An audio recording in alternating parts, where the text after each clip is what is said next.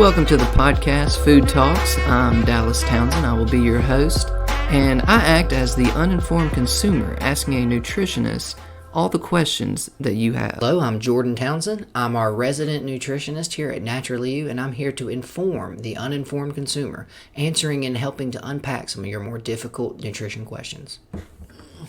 All right, so welcome back today. We're going to be talking about diabetes, type 1, type 2, and heck, there might be a type 3 out there one day. People keep eating bad enough. Well, actually, it's funny you say that. We can get to that at the very end because it's still kind of in the research phase, but there is actually a sort of a designation for that, which is kind of weird. But yeah.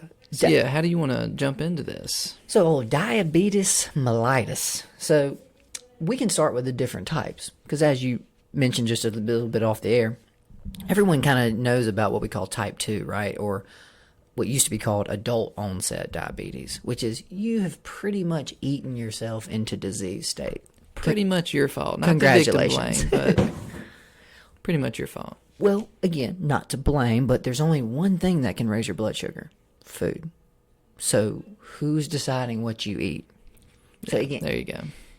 Again, we just want you to understand this concept and the way these things present themselves so that if you want to, you can hopefully change them. Yeah, right. I mean, you chose, and now you can choose again. Right, yeah. Like, we eat gluten-free. No one has a gun to our head, but we feel way better when we eat gluten-free. Truly. So that's what we're trying to help you here with. So that's type 2. But the other one is the one that we refer to as type 1, or what they used to call juvenile diabetes. So that's a very interesting type of thing, because that's when you're basically born with bad luck, for lack of a better term. There's several different types of cells. In the pancreas, there's alpha cells, beta cells. So the ones we're going to focus on specifically are what they're called beta cells. Beta cells are the ones that produce insulin. So when you go ahead, You say bad luck. Does it come from the parents genetically, or is it just literally your luck of the draw? your beta cells either can't or can barely produce insulin. So you basically have And they don't know if it's hereditary or 100% hereditary. Okay. Yeah. Now, I want to say 100%. There could be maybe something that happens, a drug you took, largely hereditary. There could be a medication a mom took, but there's something altering that gene so that it coded wrong. Gotcha. The problem with that is you now basically have a useless hunk of meat on your left side that should be your pancreas. It's not doing anything. It'd be like if your liver didn't filter. You have a liver, it doesn't work. Just sleeping, yeah. So yeah, that's what juvenile or type 1 is. And that's when, again, you're born with the cells that cannot produce it. They may produce, and that's what most people's are. Very rarely do people have just 100% defunct. Most people have what is called very, very low levels of production, meaning they might have a tenth of what the normal insulin response would be. This is what's interesting about that, too, is most people find out during juvenile times. They start having symptoms. They start having these weird things. They get tested. Hey, oh my gosh, you're 11 and your blood sugar is 800. It's probably type 1 This diabetes. isn't something they can tell like as soon as you're born. They can't run some blood work and Well, they could, but again, They just don't unless you usually. have a symptom. Well, that's the thing. What blood work would they run on a newborn, right? You're not even eating sugar yet, or any carbs or stuff that would turn to I sugar. guess so. Whereas I was listening to a podcast the other day. This one guy got diagnosed at 38 with type 1. He didn't know what was wrong with him. He's like, I would eat and I'd just throw up. I didn't know. For 38 years? Well, it would come in spells. Sometimes, usually after a night of drinking and a bunch of over sugar consumption and then eating a lot of food, he would get sick and all this stuff. Couldn't really gain weight. But his was what we would call reduced function. He didn't have zero insulin. He just had way less. So no, that's what's even scary. So a lot of people live with this a lot longer than even in 2020 you would really expect them to be able to make it.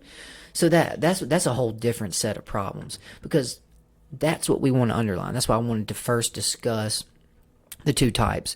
One, your pancreas can't make insulin. Type 2, your body stops accepting insulin. So let's go down that rabbit hole for a little while, because that's the one that most of us are actually dealing with. And the people you know, I did have one friend growing up in elementary who had type 1 diabetes. And I mean, that's what was crazy. This guy was having to give himself insulin shots at like 9 and 10 years old. Like full syringe into his own thigh, everything. Crazy. The crazier thing is almost 2 decades later, hasn't really changed. Yeah, That's so still the treatment. Treatment other than... They have insulin pumps now. So a lot of times, instead of you having to physically give yourself the insulin, you can actually get a direct line that monitors your blood sugar in real time. So it's not going to give you any insulin till you eat. So those are kind of where we're getting as far as not having to stick yourself, as far as not having to guess what, because remember, that's what it used to have to be. You had to check your blood sugar, see if you even need insulin. Then if you did, you had to go into the bathroom, get out a syringe, see how much. It's a lot for a 9-year-old, Dallas. It's a lot for anybody. It's a lot for a 30-year-old. Yeah. And again, this never goes away. That's what's kind of the number one drug or the number one disease to treat and make money in is diabetes, because it is a cash cow. Now, there's money in cholesterol drugs, heart disease type stuff. There's money in blood pressure drugs. The number one, I'm sure you've seen this recently, look at insulin prices. Because insulin prices are scary because you do not ever get off insulin. Now, we may go into it a little later in this podcast. We understand now that you can actually sort of reverse type 2 diabetes. Does that mean you'll never need insulin But ever? not type 1 because it's genetic. You'd have to get a new pancreas. A quick little aside. No, please. With the technology we have with like CRISPR and gene editing, is there even a chance that the genes could be edited after you were born? 100%. To start producing? Well, with like all your cells, remember, you're constantly making new versions.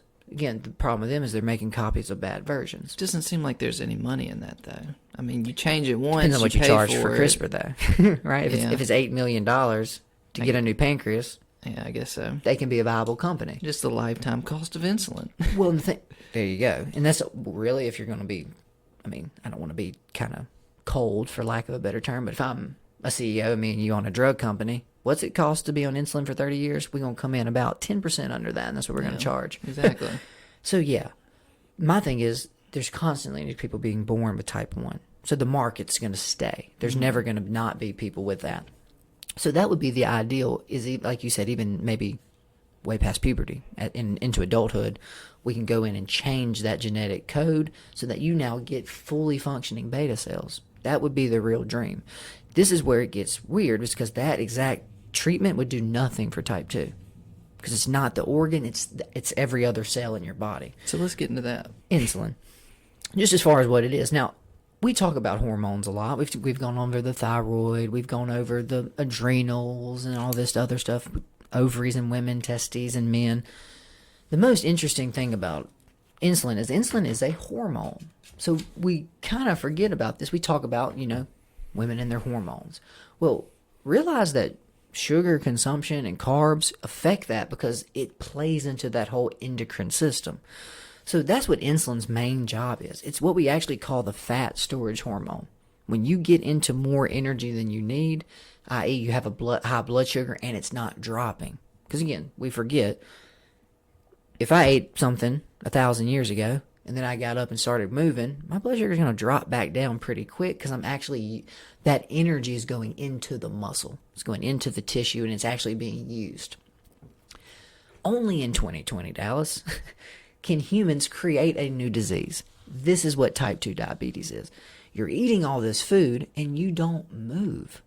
So if you don't move, the body eventually goes, hey, this blood sugar is still high. An hour, 2 hours, 3 hours later, it doesn't look like dummy's moving. So let's take some insulin. Insulin goes into the bloodstream, grabs onto that glucose, and then stores it away, converts it into what we call fat.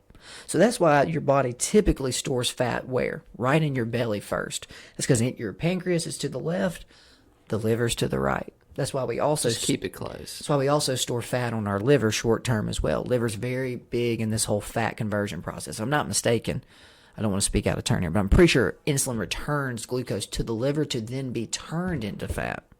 So that's what I said. You see why it all goes back to the liver.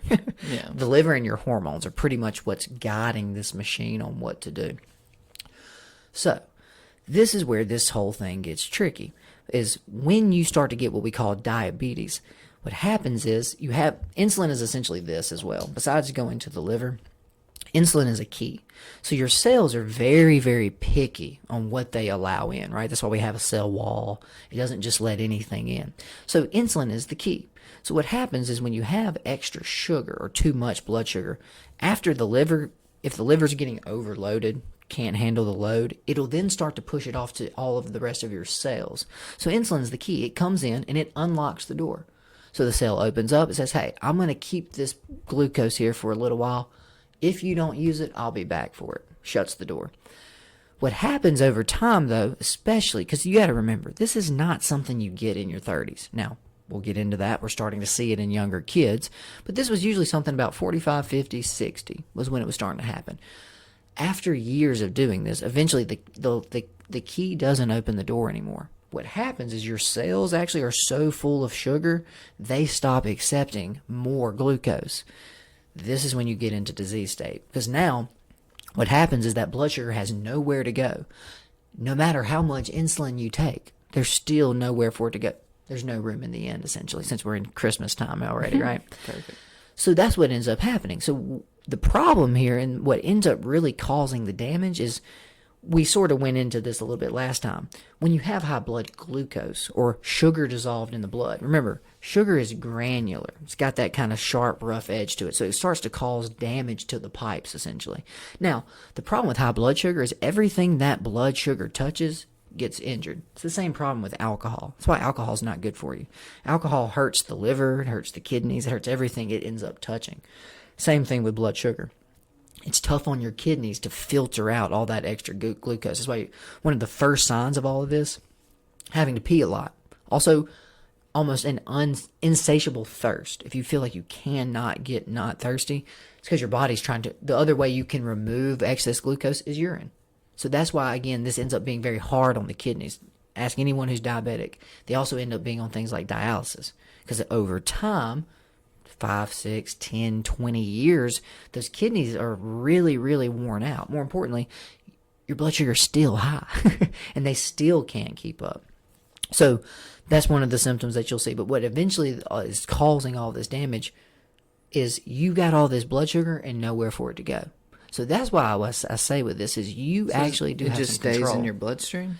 Yes, and that's what for the most part, and that's what starts to cause the damage. Gotcha. So that's what type 2 is you have all this blood sugar and nowhere for it to go. The biggest problem with this too is this is why activity is so important. It's because when you start to exercise, the first thing that happens is your all of your cells actually open up and want to receive glucose and insulin. So that's the nice thing is when if you look at because a lot of these people have what we call continuous glucose monitors. Have you seen those? Mm-hmm. So it just reads out can just read out their blood sugar. Most people sit about 120-ish, 130-ish, 110. If you get on the treadmill, you'll drop to like 60 in 5-10 minutes because every single, those muscles, those leg cells open up, those arm cells, those lungs, all of those open up and start trying to pull that energy in because you're working. So this is why they preach exercise. It really is important in helping to healthily maintain your blood sugar. The other side of that coin, you see how we create the disease. Some people, Dallas, if the only time they take the stairs is if the elevator's broken. The only time they break a sweat is if they walked out to their mailbox. So by creating this type of a lifestyle, your body doesn't know what to do. It expects you to have to move, right? Otherwise, how did you get all this food if you didn't move? I was just thinking we really need some type of workout machine that, obviously it could be used for larger people or people that don't want to work out, but something you just get in and it just moves you. Not the little belly flapping. I doubt. I was just not that, but like a full body thing to where like even if you don't want to move your leg, it's. You mean it almost like moves your arms for you? Yeah, it makes you work out. But remember, there's no effort there. And that's the thing. Remember, you are a machine. So if there's no reason to burn calories and run the engine, we're not going to run the engine. So that's the thing is, remember, the biology, the machine, the biological machine you walk around in, the biggest problem with this is it never expected a human that didn't exert itself every day. Because every day you got to wake up, you got to go, you got to leave the cave, you got to go hunt and gather. It used to not be a choice to move. Yeah, Dallas, you have until the big ball of fire goes down. So we're on a time crunch. So we're not just lazily looking around. We're hunting hard. We're gathering diligently, especially this time of year, right? Remember, food's about to get real tight real quick. Yeah. So that's why we store fat so easily. More importantly, humans went into what we would call kind of feast and famine modes a lot, especially a long time ago.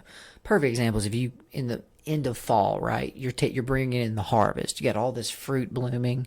You got all these vegetables and plants blooming. You got all these grains that are finally coming to harvest. You're killing animals, all that stuff. So there would be these huge times where we would eat, where we would find huge sources of food, and then we would have huge chunks of time with no food. So that's what your body's really preparing for. That's what insulin's about. If you kill a deer, eat every bite of the deer, human. That's why you get these signals to not stop. That's why fruit makes you hungry for more fruit. Is the body says, look, if you can just load up now, when we can't find anything for 23 days in a row, guess who makes it? The guy who's got that little extra belly pooch. So this is what's so strange, is only in 2020 now do we eat breakfast, lunch, dinner, snacks in between, beer and wine at night every day for 20, 30, 40 years. That's what our bodies weren't prepared for. I mean, generally, how long does it take to reverse type 2 diabetes? I know everyone can be different. So as far as reversing, is it a multi-year process if you start working hard and eating better, or is it? Well, this is where you have to just be careful, because some people say you can't do that at all. Some people say you can literally cure it. Jordan's, as you've probably noticed, kind of in the middle. You can pretty much get to yourself to be not insulin dependent, but you're probably always still going to have some sensitivity to sugar because you've run the machine that far into the ground. Kind of broken it a little bit. And a lot of this has more to do than anything with your food. So it's less about reversing it as far as like a diet or a lifestyle change. Have there been any studies around this? Well, as far as that, no, treating it, yes. That's what metformin is. Metformin helps to physically lower your blood sugar so that there's not any in there. Now, it does it through some weird ways, excreting it through the urine, other stuff like that. Also has some side effects. Don't really want to work out on metformin, because by reducing the amount of glucose available, those muscles start to get real stressed out. This is when the whole keto thing kind of comes in, and we'll get into that. But no, there's really not, Dallas, because the problem with the study is every single person is different. And unless you're going to adhere to my perfectly written out diet plan for 9 months, they do studies like this all the time. 75% of people drop out. So I had 125 people doing it. 16 finished. Okay, well, 16 do. And it probably improved some, but that's the problem. Okay, yeah, what else were they doing? Were they active? It probably takes you years to eat yourself into type 2, so it's going to take years to eat yourself out. So that's what you really want to try to shoot for. I mean, as far as reversing, and this goes, I'm putting it in parentheses, what you really want to try to do more than anything is you've got to get away from refined sugar and processed carbs. And you almost can't today. I mean, it would take a lot of willpower that... Well, we just had Thanksgiving, right? Yeah. So did everybody else. Like, look around. But we didn't really have refined sugar, though, so we did pretty good. I mean, we had the pie sweetened with sugar? Or Mom used Lakanto? I think she's either Lakanto of course or she did. stevia. I mean, right, she's not going to use real sugar. I ate the pecan pie, didn't even notice. Yeah, it so was good. That's a win, right? So that's the problem with this, is if you really want to work on reversing your carbs or your whole diabetes, you've got to get away from those things. Well, the real problem is someone's going to taste that pie and they're going to notice the difference, right? Because they haven't been bridging the first time they ate it, right? Yeah, like we've spent a couple years now fasting, changing our flavor profile. Sweetening our tea with Lakanto, or cooking or baking with it. And again, that's all it is. That's what's so hard about. Ends up being good though in the end. You know, why are people so hard headed like that? Like, that's my problem with a lot of my clients with gluten free too. They try one gluten free cracker. I hated it. I can't eat that. Okay, you're 58. You had your first cracker ever that was a little different, and you threw a temper tantrum. So, like, that's humans' biggest flaw. The longer you stay alive, the less plastic your brain gets, the more set in your ways you get. But that's actually biology protecting you. Because, Dallas, if someone lives to 36 and dies, and someone lives to 66 and dies, the person who lives to 66... their brain tells them what you're doing is right. You're still alive. You've made it this far. You made it 6 decades? Heck, man, we expected you to maybe make it to 40. So that's what's even stranger about this, is it's almost a self-fulfilling prophecy. The longer you live, despite smoking, drinking, eating poorly, your brain tells you, hey, man, still here. Can't be that bad. So it's almost, again, it's self-actualizing, and that's the thing, is it actually helps keep you in those bad habits longer, because well, hell, my grandma, she drank and smoked and she lived to be 92. And plus, I think once people get to a certain age, in their own minds, they just, air quotes, give up a little bit. They the just ability like, to at this change point leaves. to change, I mean, I'm changing for the back half of my life. Like, I was already planning to just play golf and just sit around anyway, so. But this is where things, as Dad has noticed, this is where that kind of comes back to bite you. Is everyone thinks about that in their 30s. But then you get 55 and you can't play golf because your back hurts so bad. Or you can't shoot your bow because your elbow hurts so bad. Or you've got such a bad knee, you had to have 2 knee replacements. Now you can't climb a stand for 2 deer seats.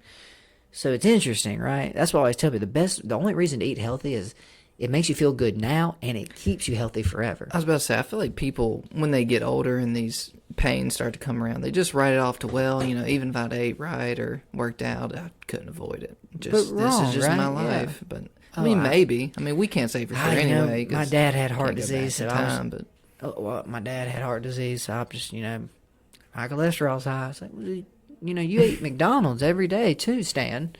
Well, why didn't you do anything different there? Genetics. Humans it's a cop-out. Love an excuse. We will do anything to justify any behavior that we do despite, I'm stressed. That's why I smoke, Dallas. I know it's not healthy. I know I shouldn't do it, but, with my job and that. Well, if you eat those sugar alternatives and those gluten-free and you end up still getting a knee ache or something, well, it didn't work. It wasn't even worth it. I could have been eating sugar-filled pies this whole time. Right, yeah, but instead of a knee ache, you can have 2 full knee replacements. That's Which what we got to watch out for in our family. Knees are not strong in the Townsend household. With Pawpaw especially, right? Is that what you're talking about? Yeah, both replaced. And he needed his second one redone before he passed away. But it's that, yeah. I mean, when you're that old, but that's what I'm saying. It's like, wait, what? So you're physically in pain every single day now. For what? And eating gluten-free and working out, I don't know if it would have saved his knees, but it couldn't have hurt. And that's what this all goes back to with the diabetes, is don't make it, you don't have to fix everything at once. But you can stop drinking Coca-Cola every day. Right? That's what people don't want to accept. Just give your body a chance. They think it has to be all or nothing. Either I've got to completely go gluten-free and never even look in the direction of gluten again to get any benefit. Or I have to be sugar-free entirely to get any benefit. Who said that? But that's what I want to help people is, but as far as reversing this goes, is get your carbs and sugars down. Get your whole, because this is what we want to talk about. You know what doesn't spike your blood sugar? Kale, cucumbers, avocado, these things that are good for us. So that's what people don't understand is it's not that you've got a bad pancreas when you develop type 2 diabetes. You've eaten a pack of nabs, a hamburger, and a beer every night for dinner. What is your body supposed to do? Your blood sugar is breaking the bands every night. Can we not genetically modify kale to release endorphins? Right. Or something? I think the real way to do it would be to change help. your taste perception. Make kale taste like sugar. To me, that's really all it is. Just trick your brain somehow. And again, as you've probably noticed with doing the Screen Chef stuff, when you start eating some of this fresher whole food stuff prepared the right way, it can be really good. We had a Mongolian beef bowl with carrots, I bet that was good. cauliflower, and some shiitake mushrooms, and it was amazing. Which normally, Mongolian, anything, I'm not really a big fan of. You're iffy on Asian. But cauliflower as rice is the ultimate replacement. At this point, I can't tell the difference, and I love it. So let's break that down a little bit, because that's the thing is we have a glycemic index here, and I give this to my clients a lot of times because it's just to help you. It's a sugar load of food. That's any diabetic listening to this knows what I'm talking about. Because again, it doesn't matter if it's not sweet. If it's brown, white, or yellow, turns to glucose almost as soon as it passes your stomach. So that's the problem. That's why we're carb burners, by the way. Carbs are really easy. And if you go back 10,000 years, you don't take the hard way. You do it the most efficient way. The thing is, though, they didn't have a McDonald's. They didn't get to eat 3 square meals a day every single day for their entire life. So when you find a blueberry, you better be able to use that blueberry. Anything they don't burn, you save. So that's where this whole thing gets off the rails, is if you look at things like grains, white rice is an 85 on the glycemic index. 100 is as high as it goes. Pure glucose is 100. You know what cauliflower is? 12. So you can literally cut out 75 sugar points, or more importantly, read it like this. Cauliflower is 7 times less sugar raising than white rice. So you didn't even tell a difference in the way that tasted, right? No, it's the texture. It's literally the same as But do rice you see how almost. much of a job, or more importantly, a load you took off of your pancreas and your liver? Just by picking a different starch. So that's where we screw up. What we've been told to eat, pull up the food pyramid real quick. The bottom layer, Dallas, is brown, white, and yellow. The thing that they tell us to get the absolute most of in every So you single can day. survive on those. But it's not about well, surviving. no, you can. And that's the thing. The problem is you can live, but you can't thrive on those. That's the problem, is over time, especially the versions we're eating, right? We don't eat whole foods anymore, whole grain stuff anymore, right? We don't eat the bran. We get rid of it. We have white bleached flour, which only has the starch side of it. Because that's the thing. The only thing that raises your blood sugar more than sugar is white bread. White bread is the number one, because white bread has carbs, and it has sugar, and it has no fiber. So that three-headed monster is the absolute worst thing in the world. And that's the other thing. If your doctor tells you to eat more whole grains and increase your fiber, punch him in the nose. No, don't do that. Assault your Get up physician. and leave, because he's not interested in your health. Your fiber sources should be what color, Dallas? Just guess. I mean, green. Green. I want it to be green, purple, red, blue, I was orange. about to say blue. Not many blues out there, but Blueberries, baby. one. Right, literally. Blue's a hard color for nature to do. We'll go. It's another podcast. Yeah. Here's the pyramid for you. So no, hold on. This is the newer one. Go Do I down. need to blow it up more? Go down. No, go back. This is the newer one. This is Harvard. Harvard got on top They've of this updated stuff. it. I want to go to the OG. Thank you. This one? So yes, do you see what they want most of your stuff to be? That's the irony in this. They want you to get something like 9 to 11 servings of cereal grains. Dallas, the only thing on this whole pyramid that spikes your blood sugar is the bottom chunk. You know what doesn't raise your blood sugar? Turnips, beets, kale, cucumber, squash, broccoli, Brussels sprouts, celery, all of these other things. And now this is where you got to be careful, because notice I didn't say a lot of fruits. Fruits will get you in trouble because they have fructose in them. And fructose, and that's the thing, is the only thing that's going to raise your blood sugar is sugar. So that's one thing too, is we've heard a lot about recently, and this is something that can really help diabetics as far as what you were saying. Now you're looking at this. Do you have any thoughts or questions? I mean, they just have the fats, oils, and sweets at the very top. Right? So keto is literally flip this completely upside down. You should almost never eat a white, brown, yellow refined pasta, a bread, a pastry.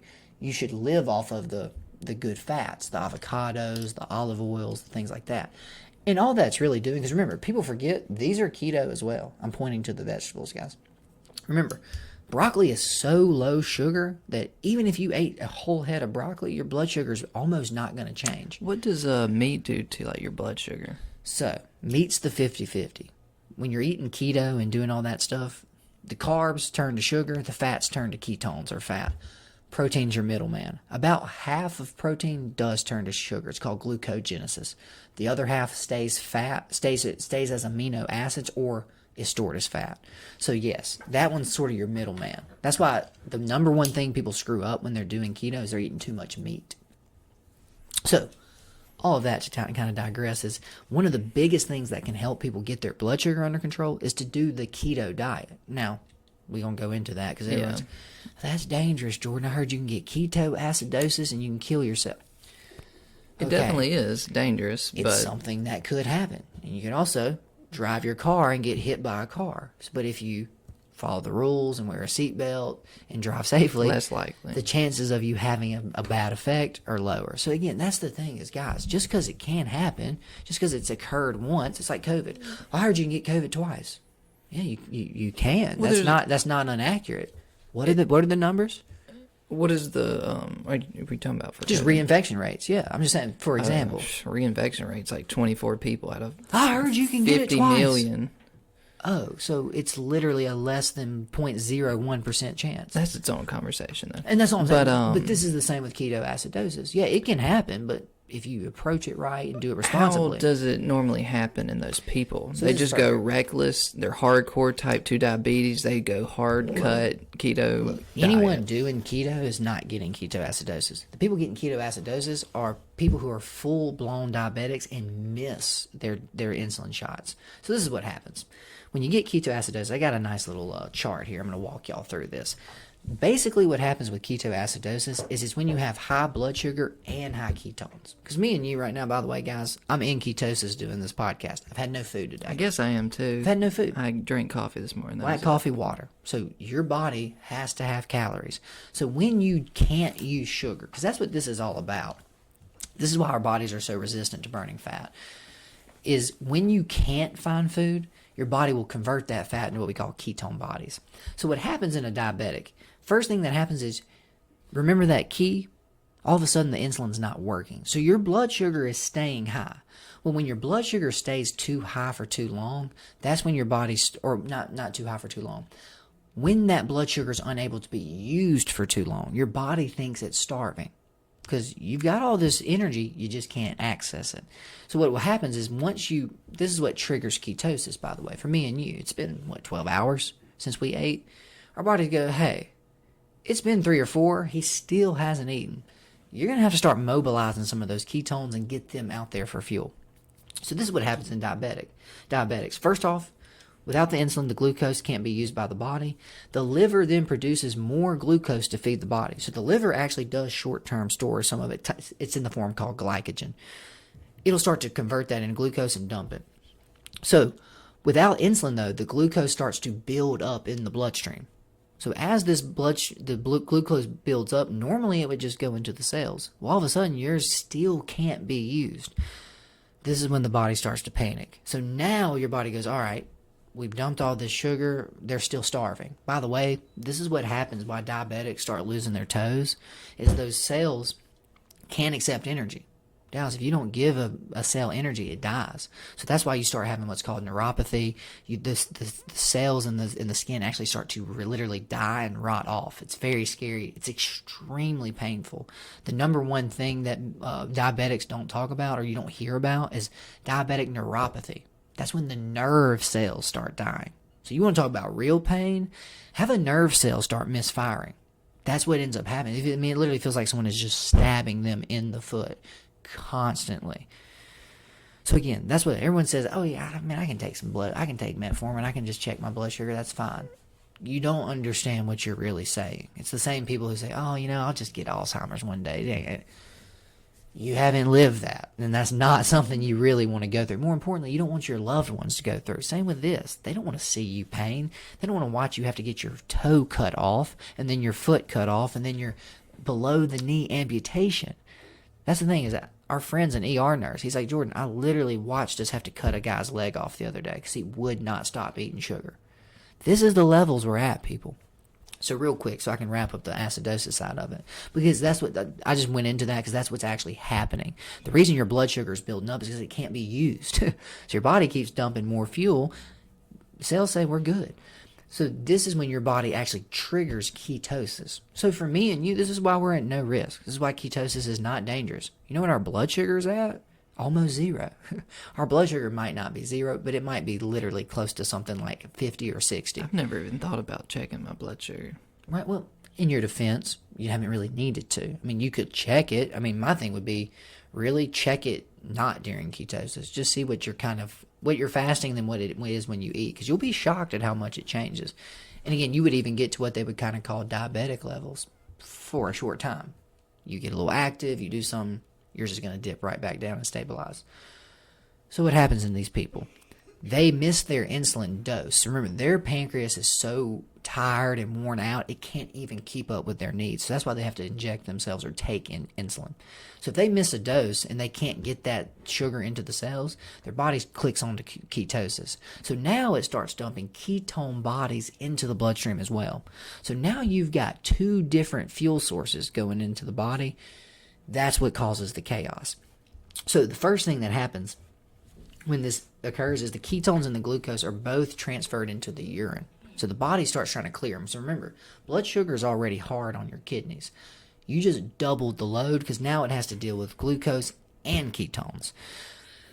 The worst part about all of this is when you have that, the most sensitive thing in your body is blood chemistry. It cannot get more acidic or it cannot get more basic than like 0.1. It's that sensitive. So what happens is when ketones are actually acid, they're acidic in nature. So the problem with this, that's what's called ketoacidosis, is when you have this high blood sugar and you now have all these ketones, your blood chemistry starts getting real crazy. So that's why the kidneys kick in. So you start peeing a lot. You start getting very, very thirsty. Some people start vomiting. A lot of that, because what happens is, remember we were just talking about blood pressure last week? Well, what happens is when you start doing this, your potassium levels get off. Your salt levels get off. So now you're having trouble just balancing your water as a whole. People get dizzy. They get nauseous. Actually can even stop your heart. I was about to say, your electrolytes beat your heart. When you slip into ketoacidosis, how long does this last? Before you die, or before is it? Again, you basically, the treatment is intravenous insulin. Get that insulin and get the sugar. So I'm assuming you have to go to the hospital. It's not something you just... Exactly. Yeah, I get ketoacidosis like twice a day. Well, if it was really mild and starting and you could get to your insulin, you may be fine. But a lot of times you need such a super dose to just literally slam it way back down. Yeah. So once the kidneys start doing that, so while the body attempts to get rid of the ketones and the glucose, a lot of water is lost. So that can lead to dehydration and actually ends up worsening your symptoms. Because without water, you can't balance your blood chemistry. Remember, unbalanced blood chemistry is why you're having these symptoms. So that's what's interesting about this. That's what I say, keto is not dangerous. Eating ketosis, getting into ketosis, fasting is not dangerous to a normal person. But if you already have a body that can't work properly, more importantly, if you're still eating all the sugars and carbs, because this is what's kind of interesting. The number one way to help reverse your type 2 diabetes, don't eat sugar. Make your body burn ketones. The thing is you've got to make sure it's only processing ketones. Can't have the blood sugar in there too. That's when it starts to go haywire. So it's just weird. How would you go about making sure, though? Eat keto. See what I'm saying? Wake up every morning, fast. Okay, so there's no calories there. But if you go into keto and you're already heavily, have the insulin in your bloodstream. But remember, insulin's only there because why? The blood sugar's high. How do you get your blood sugar down before you get ketones in there? How do you bridge that gap without messing it up? Well, time. So you could exercise, but also just wait. That's the thing. If you don't eat anything else sugary, eventually what happens? Sugar gets handled, it either gets burned or used. Then, that's the thing too. Remember, humans can fast for 30 days, right? So what if you went into keto, like a keto state, and it releases ketones, but then you ramp your blood sugar back up? Then you could slip into ketoacidosis? The only people that are going to end up in ketoacidosis are diabetics. Well, that's what I meant. So you see what I'm saying? Well, think about it like this. If you ate a cupcake right now, your body's just going to stop burning ketones. It's just going to stop that, and it's going to shift into glucogenesis. Does that make sense? Mm-hmm. So that's the thing. It's not a problem for normal people because your blood sugar isn't that high. Remember, these people's blood sugar is probably already at average person against 120 is what they tell you. It's normal blood sugar. This diabetic that's having this happen, their blood sugar might be at 200, 250. And then they miss their insulin. And their body goes, hey, I still can't use the 250 milligrams of sugar going through this body. Guys, get some ketones moving so we don't die. Keto. So we don't die. Yeah. So if they just normally switch to a keto diet. Normal healthy people just flip-flop. Okay. As soon as I eat, my body's going to stop burning fat, Gotcha. Get those ketones back down. Let's use it. So it's not a problem if they go keto themselves, only if slowly they miss their insulin and then their body decides we want to do keto. And slowly, exactly. And again, when it shouldn't. It's forced. And again, remember, you have fuel in there, you just can't burn it. Gotcha. And for me and you, the only reason we go into keto is because there's no fuel. Our bodies are like, hey, there's nothing here. We eat something, body suppresses ketogenesis, burns that sugar for about an hour or two, and then goes back. Does it have to be nothing, or can it just be very low blood sugar? And there's a big debate on this, because that's the thing they talk about fasting. Technically, if you keep it something like under 50 calories, you can kind of stay in ketosis, because it's not enough to keep burning, right? You burn through the 50 calories, body goes, okay, well, now what? Okay, well, let's shift. And that's us. Remember, a very healthy, normal person is supposed to bounce in between. This is what humans did for a long time. You hunted for 3 days, you kill a deer. Eat all the deer you can. Well, hey, you don't eat for another 2 or 3 days. Your blood sugar's been back down. You've been back in ketosis because there wasn't anything else you were eating. So that's what's super weird about this is the way you create disease state is the machine doesn't work like it's supposed to, right? That's what causes ketoacidosis, what causes type 2. Your body can't even do these normal processes anymore. That's why it ends up causing such damage. So earlier you teased me with a type 3 potential. I guess this we is could wrap interesting. up with a potential type 3. And so that's actually what they think Alzheimer's is, or dementia. So there's all these different types. Type 1 is the genetic, type 2 is the... So what they think type 3 is, or what they call type 3, is when your brain cells become insulin resistant. So when you can't feed them, that's why they found back in 2008 that landmark study. Some PhD from Harvard or wherever she was from, she's a genius, started giving her husband super high levels of coconut oil every day. Well, coconut oil is high in medium chain triglycerides. You have short, medium, long. 98% of food is in the form of long chain fatty acids, olive oil, butter, all of that. So medium chain fatty acids are interesting. That's what ketones are. So normally your body has to take these big long chain fatty acids and chop them up into mediums. If you eat coconut oil, it works like a carb. It's the carb version of fat because it's already in the form your body needs to use it. So you just took a 45-minute to an hour process and shortened it to about 20. That's huge for the body. So what happened was he was doing his test where he draws his Alzheimer's clock. It was all over the place. It was terrible. It was sad. She was giving him something like, I want to say like 12 tablespoons a day. Massive amount. Yeah, Dow's face says it all. I would not advise anyone just to eat coconut oil like that because one, it's going to make you not feel good. That's what you've probably noticed. Fat makes you full. Yeah. Nobody talks about that, and that's what the irony of that food pyramid is. Fat makes you food. That bottom thing down there, they all make you hungry. And because you're hungry, you eat more. And because you eat more, your blood sugar goes higher. And your pancreas has to work harder. So you see how we physically eat ourselves into disease. Could you survive off fat for very long? Have you heard of the Inuit? The Eskimos? Blubber. That nothing grows for 9 months. They literally eat meat and blubber. So no, remember, humans are adaptable. That's why I'm trying to emphasize that keto is not dangerous. Your body's made to do it. Most of our foods are not fat. Most of our foods are carbs. So by definition, we tend to stay in glucogenesis more. Doesn't mean you can't burn fat exclusively. For me right now, I do pretty much every day. About half of my day is keto, about half of my day is glucose. So that's what I give my body, that breather and that rest, where my pancreas doesn't have to make insulin. My liver doesn't have to process it. So what happens with this brain, the reason they're calling it type 3 is when the brain cells start to die, you get really crazy symptoms. I start having memory losses, confusion, all this stuff. So she started giving him coconut oil. Dallas, he came back in 6 months, drew a perfect clock. So she was freaking out. She's like, what have I stumbled on here? This isn't a drug. I didn't give him some ketone solution, isolate. This is coconut oil. So what they've ended up discovering was, remember, ketones are your secondary fuel source. So even though all your cells may be insulin resistant, they can always accept ketones.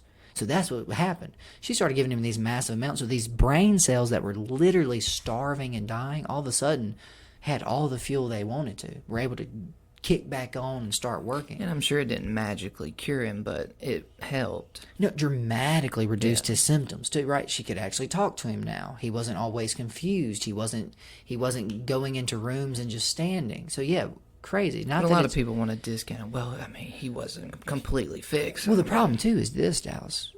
You've already lost some of those brain cells. Same thing with a diabetic. If you let it get to neuropathy level where your nerves start dying, I might can stop it, but I don't think I can just come back in and rebuild those nerve cells. Yeah. So yeah, that's the big thing. So yeah, that's what was so crazy is they were calling it type 3 is because when your brain can't accept insulin, it gets real scary. So yeah, that's what's so crazy about this. Don't be afraid of keto, but make sure you do it right. And if you are a diabetic, talk to your doctor before you just start trying to eat keto. Or more importantly, come talk to a nutritionist. Come talk to someone who actually understands food. Because you can stay on all those things. And again, some of my best cases, I've had some people with type 2. Got them fasting and doing that. For the first time ever, they went back to their doctor. Their A1C was normal. Their blood sugar was normal. The doctor even said, by my statistical measurements, you're not diabetic. So that's why I say I don't want to say cure, but if you're not presenting with the things that make you diabetic, what are you? If you don't need to take insulin every day because your blood sugar is stable, because that's what I always remind people, when you're fasting or in ketosis, your blood ketones are sky high. They're close to like having a high blood sugar. The good thing about this, ketones aren't as hard on the arteries as sugar is. For me and you right now, our blood sugar is bottomed out. Our body is not worried about blood sugar because we've got all our fuel from a separate source. So that's why we also don't get those hunger signals. That's what a lot of people feel is when your blood sugar drops, the brain's first signal is eat. Because eating's easy. Put an almond in my mouth, I move along. And fun. Pleasurable, releases all kinds of feel goods. So no, that's what's so crazy about this is, again, I don't want to blame anybody. I'm not here to beat anybody up. The whole point of this podcast is get the information to the people, and you have control of this. I don't care what your doctor said. You do. Because the only thing that can raise your blood sugar is what you eat. So if that's true, we have about 30 million people who could get their blood sugar under control if they would take the initiative. More importantly, Dallas, if they wanted to. Because we always will have the people that say, just, Jordan, I'm just going to get an insulin pump. That's perfect. It just sits right here. I ain't even got to measure it anymore. They'll tell it to you with a smile on their face. Well, hopefully our biotech companies can develop a solution to where we can eat poorly and all the bad things we want, but just magically fix it. Well, I don't even want to eat poorly. I just want kale to taste like Rice Krispie treats. That would be pretty It'd be a lot easier. But there's never... You've lived life, a couple years Catch longer than I 22. have. Is anything in life work that way? No. Just guilt-free? You don't get anything for free, right? Yeah, there's a price. If it tastes like Rice Krispie treats, it'll cause brain cancer or something. Right. Oh, yeah, right. There's always And something. This goes with everything. Sleep. You don't have to sleep 8 hours every night, but Reagan was a notorious non-sleeper. Alzheimer's, dementia. That brain. Ronald Reagan? Ronald Reagan. Okay, yeah, just making sure you said Reagan. Reagan. Yeah, no, like that was his whole thing. He wrote a whole book on it. How he's like notoriously was like a 3, 4, 5, 6 hour sleeper max. If that brain can't do that metabolic cleanup, you get to pay down the road. So that's what I always tell you. You can get away with it now. We've both been to college. You can stay up late. You can go out. You can do these things. Go to class, take tests the next day. Eventually, that catches up to you. You can't keep doing that. So with everything a cost. And that's why I say you don't get away with anything. You reap what you sow. That's the irony of all of this is we've heard all these cliches 1,000 times, but I always remind people, it's cliche for a reason. That means generation after generation after generation after generation saw it to be true.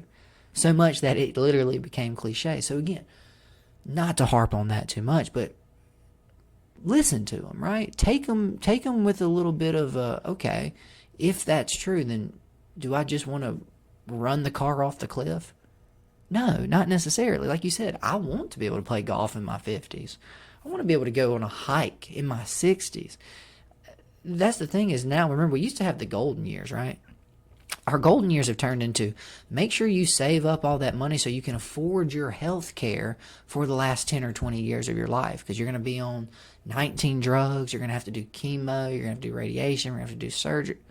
I thought I was supposed to go on cruises and bird watch and enjoy myself. But that's what our society is sadly shifting towards. Well, a lot of people like to look at their grandparents and, just be like, well, if they made it that long, so can I. But they didn't eat nearly as bad as we. They didn't jewel, Dallas. They didn't vape. Even our parents' generation ate, they ate poorly, but more later in their life, I would assume. Even for our parents, McDonald's was a treat. But early on, like the 60s. When did McDonald's come around? The 50s? I think they really first started franchising in the 60s. Because it was later when than they that. were young. But like you said, they didn't get it 3 times a week. 3 times? Yeah, some of these people eating it every day. And not McDonald's. They justify it because they had Wendy's this day, and then I had Mexican this day, and then I had... Guys, if it's white, brown, or yellow, it's doing the same thing internally, metabolically. And that's where the problem comes in. It's not that you can't eat a hamburger.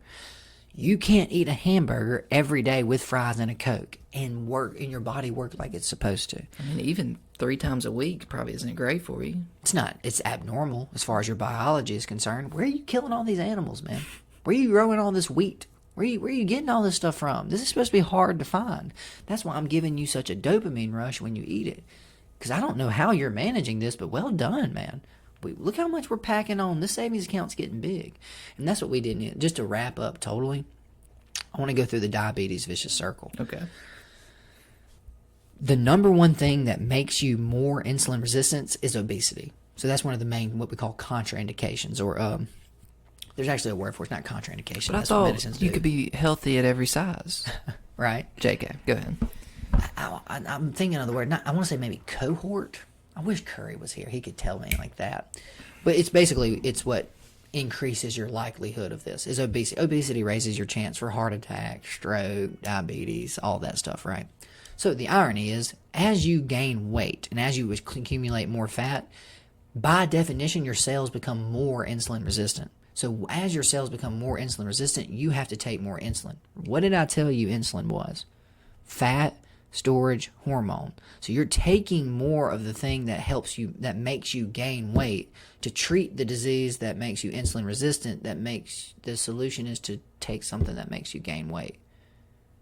So this is what I try to tell people. That is pretty vicious. You're stuck until you change your diet and start letting your body let go of some of this. Not only are you, and that's what starts to happen. That's when people start going into ketoacidosis, Dallas, is they need huge doses of insulin every day, and they miss one. Okay, all of a sudden your body goes, uh-oh, we're really up a creek. Because remember, the pancreas isn't doing anything now. You're 100% reliant on exogenous insulin. Now you're in trouble. So that's what's so crazy about this, is the solution for, or the treatment for diabetes causes your diabetes to get worse. This is where we're at in 2020, guys. That sounds like I need to make an insulin company. Well, please don't, because that is some of the most cruel people in the world, because people will literally die without insulin. Yeah. And the price is very sad. But the price has only gone up. It's the cost of capitalism. All right. Well, thanks for tuning in. This is a long one. We made it 15. A lot to say about diabetes. Most people just remember that. Who's that guy with the white mustache? Diabetes. Anyway, if you're still listening, thank you. We appreciate it. Hope you learned something. Again, it's up to you. It's a tough life. You got to make the decision. So we'll see you next time. Take it easy.